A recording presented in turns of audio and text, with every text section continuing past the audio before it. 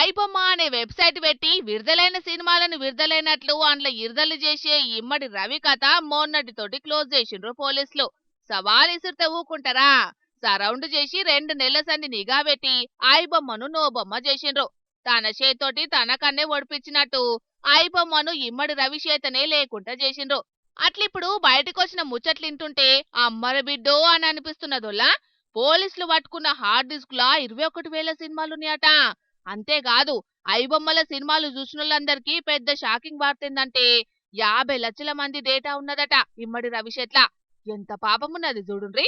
ఉచితంగా కొత్త cinema చూస్తున్నాడనుకుంటే కొంపలెట్లా ముంచిండో.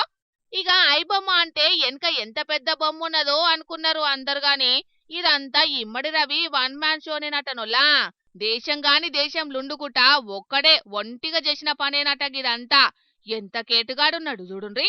MBA చదివిండు, కొన్నేండ్లు కొలువు చేసిండు, సాఫ్ట్వేర్ కంపెనీ నడిపిండు. మళ్ళా ఏం పురుగు మెస్లిందో గాని చేతికి మట్టంటకుంటా గిసొంటి దందా సాల్ చేసి పోలీసులకే సవాలిస్రి ఇప్పుడు జైల ఊచలు లెక్క పెడుతున్నాడు. ఈ మడి రవిని పోలీసులు అరెస్టు చేసుట్లా తెలుగు సినిమా పెద్దలైతే ఒక సంబరపడతలేరు. మరి సంబరపడరా? ఆళ్ళకు కూడా ఇచ్చిండు కదా గప్పట్ల వార్నింగు.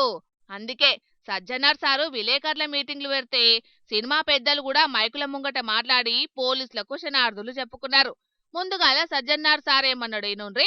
మొత్తం ఫిలిం ఇండస్ట్రీకి చాలా నష్టం జరిగింది. ఇక్కడే కాదు, దేశంలో కాదు, ప్రపంచవ్యాప్తం కూడా చాలా పీడిస్తున్న సమస్య పైరసీ.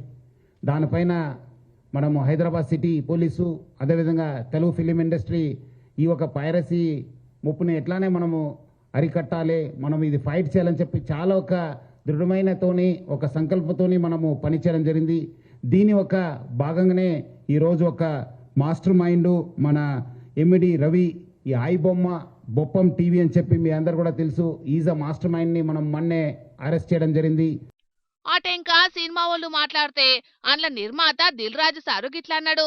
ఐబొమ్మ అనే వెబ్సైట్ని, దానికి సంబంధించిన వ్యక్తుల్ని పట్టుకోవడం అనేది Telugu film industry, Indian film industry చాలా హైదరాబాద్ పోలీస్కి అండ్ తెలంగాణ పోలీస్కి ధన్యవాదాలు తెలుపుతున్నాం.